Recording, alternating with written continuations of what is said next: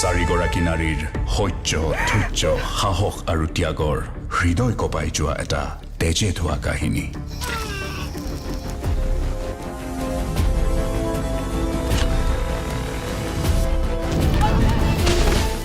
ডিব্ৰুগড়ৰ চলচ্চিত্ৰগৃহত ৰঙাটাপু 1982ক লৈ উৎসাহিত চলচ্চিত্ৰপ্ৰেমী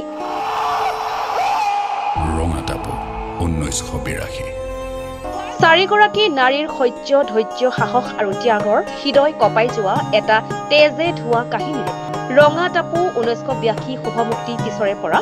ৰাজ্যৰ বিভিন্ন ছবিগৃহত অভূতপূৰ্ব ভিৰ পৰিলক্ষিত হৈছে দৰ্শকৰ এক কলা অধ্যায়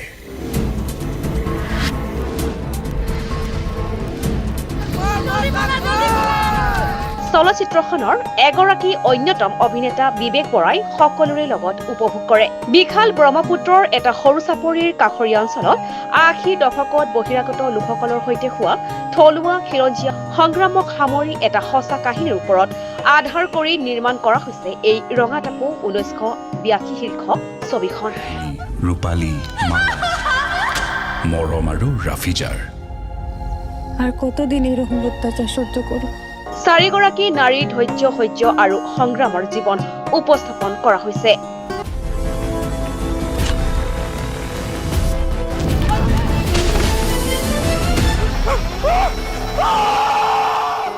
উল্লেখযোগ্য যে ৮০ৰ দশকত ৰাজ্যৰ বিভিন্ন অঞ্চললৈ প্ৰব্ৰজন কৰা সন্দেহযুক্ত লোক আৰু স্থানীয় খিৰঞ্জীয়া লোকৰ মাজত সঘনে সংঘৰ্ষৰ সৃষ্টি হৈছিল তাকে দৰ্শকৰ মাজলৈ লৈ যোৱাৰ প্ৰয়াস চলাইছে পৰিচালকে গতিকে আপোনালোকৰ ৰাইজ ওলাই আহক আৰু ৰঙাটাপু চাওকি এখন সঁচা কাহিনী যিটো কাহিনী নিৰ্ধাৰিত কৰি উপস্থাপন কৰা হৈছে আৰু আমাৰ গোটেই টিমটোৱে ইতিমধ্যে উজনি অসমতো গৈছে বা নামনি অসমতো এনেকৈ ৰিভিউ লৈ আহিছে মানুহৰ পৰা মতামত লৈছেগৈ চ' মই বিচাৰিছোঁ যে এতিয়া সময় আছে আপোনালোকে আহক আৰু ৰঙাটাপু চাওকি অসমীয়া ছবি ৰঙাটাপু 1982ৰ পৰিচালনা আদিত্য শইকীয়াৰ আনহাতে ছবিখন প্ৰযোজনা কৰিছে অৰুণ কুমাৰ ৰয় আৰু অজয় কুমাৰ ৰয় ছবিখনৰ মুখ্য চৰিত্ৰত অভিনয় কৰিছে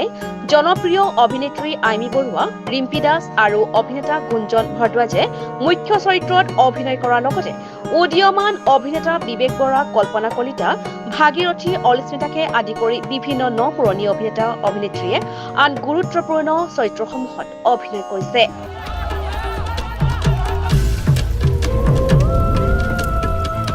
চিনেমা সদায় ভাল লাগে আৰু নিজৰ ভাষাৰ চিনেমা ভাল লাগে ৰঙাটাপু চালো ভাল লাগিলে মোৰ বহুত ভাল লাগিছে এনেকুৱা ধৰণৰ মানে ভাল লাগিছে আৰু আগৰ এইবিলাক অকণমান জানিলোতো এনেকৈ ভাল লাগিছে চিনেমাখন চাই বহুত ভাল লাগিলে মানে ৰিয়েলিষ্টিক যোনটো 1980লে মানে গুচি যোৱা নিচিনা লাগিলে আৰু চিনেমাখন ভাল লাগিলে চাই এইটো যিটো কাহিনী দেখুৱাইছে এইটো বুৰঞ্জীমূলক ঘটনা এটা আৰু সেই ঘটনাটো সেই সময়ত কেনেকুৱা ধৰণৰ ঘটিছিল সেইটোকে দেখুওৱা হৈছে আৰু ৰঙাটাপু চাই ভাল লাগিলে অসমৰ ইতিহাসৰ এছোৱা জ্বলন্ত সময় ৰঙাটাপুৱে দেখুৱাইছে অভিনয় ভাল শব্দ ভাল সংগীত ভাল এখন খুব চাবলগীয়া চিনেমা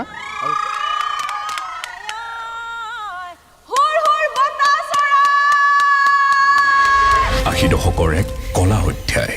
ৰঙাটাপু 1982